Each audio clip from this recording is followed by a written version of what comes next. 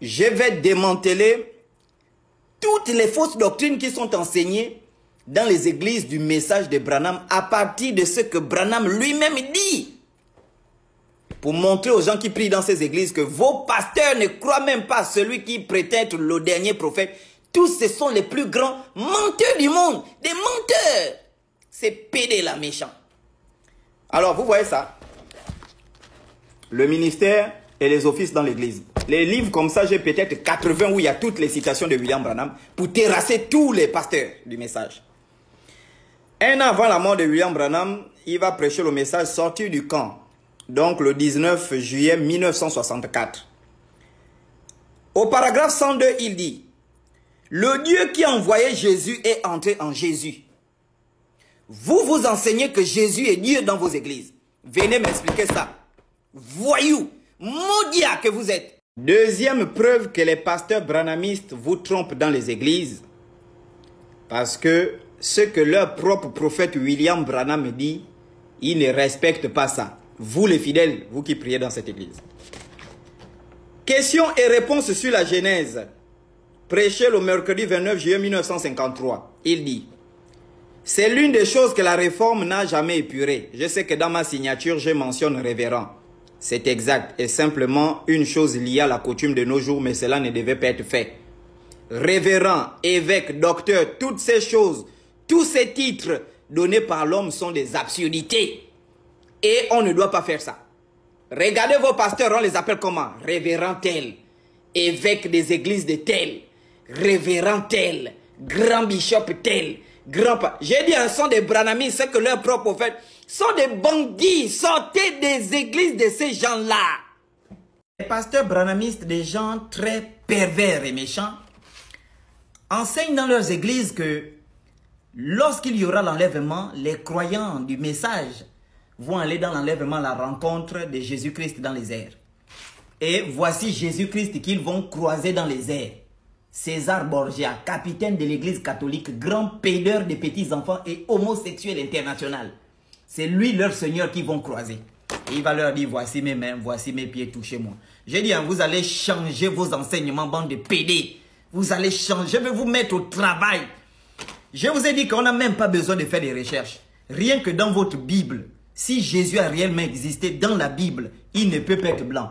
Parce que lorsqu'il est poursuivi par Hérode, il part se cacher en Égypte. Et dans l'Antiquité, l'Égypte était noire, était peuplée par les noirs, blacks. Jésus était un black, c'est pourquoi il s'est dissimulé en Égypte. Mais mon frère, les grandes confréries africaines n'ont pas de nom. Et c'est pourquoi on ne peut pas les étudier, on ne sait pas qu'est-ce qu'elles font, toutes ces choses-là, elles n'ont pas de noms. Mais par contre, il y a des rites initiatiques, des sociétés initiatiques qui ont des noms, le Bouiti, le Vaudou, les trucs, il y a des noms. Mais les grandes confréries, les grandes sectes africaines, elles n'ont pas de noms. Moi, dans mes recherches, on m'avait envoyé un document secret, mystique, hein, un document très secret même. Et je ne dois même pas parler ici. Il y a une grande secte ghanéenne, c'est cette secte-là, une confrérie vraiment des gens mystiques, tu ne peux pas t'imaginer. C'est cette confrérie qui a mis ce couillon qu'on appelle Barack Obama au pouvoir en 2008. C'est pourquoi ce PD, ce saligo, quand il vient au pouvoir, il part au Ghana, c'était pour aller remercier cette secte-là. Est-ce que vous comprenez un peu la puissance des sectes africaines? Mais elles n'ont pas de nom et c'est ce qui est difficile à les... Oui, mon frère, c'est du syncrétisme religieux. En réalité, ce sont des francs-maçons qui se cachent derrière les traditions africaines. Et les pratiques qu'ils font, ce sont les pratiques de la franc-maçonnerie, mais ils se cachent derrière les traditions africaines. C'est très, très dangereux. Faites attention à ces gens-là. Nos ancêtres n'étaient pas francs-maçons. Nos ancêtres n'étaient pas rosicruciens. Nos ancêtres n'étaient pas musulmans. Nos ancêtres n'étaient pas chrétiens. Ils n'étaient pas bouddhistes. Ils n'étaient pas traditionnalistes. Nos ancêtres étaient des animistes. Ils croyaient en l'animisme et ils pratiquaient l'animisme. Parce que nos ancêtres étaient convaincus que l'air était animé, les eaux étaient animées, les plantes étaient animées, les arbres étaient animés, les racines étaient animées. Tout ce qu'on pouvait rencontrer dans la nature était animé. Et ils étaient en communion avec le grand tout, maître de tous les esprits. Et ils croyaient en tout ce qui était animé. Et nous sommes fiers aujourd'hui d'être animistes. Moi, je ne suis pas traditionnaliste. Je suis animiste et fier de l'être. Je le suis, je le serai. Je suis animiste, moi. Animiste pur. Hier, j'ai eu un débat avec un athée africain. Vous savez que la plupart des féticheurs qui sont sur la toile là, qui viennent vous dire retour aux sources, retour, beaucoup sont des marabouts, des féticheurs. Est-ce que vous comprenez un peu? Qui ne croient pas en l'existence d'un créateur. Hier, j'ai eu un débat avec lui sur les réglages de l'univers, les réglages de la physique et les réglages de la biologie.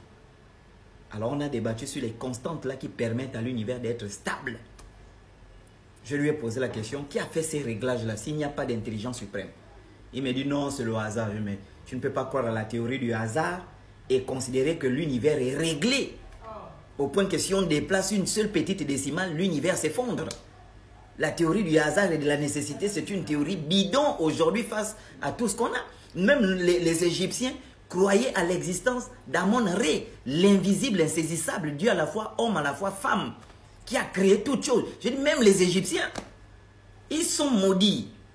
Tu sais, Jessica Oyono, un pasteur qui est censé, si le mot pasteur là était vrai, tu devais toujours dire la vérité. Rien de mensonge ne devait sortir dans ta bouche. Tu allais toujours parler rien que la vérité, la vérité. Et ça devait nous donner, nous les animistes, envie de vous suivre.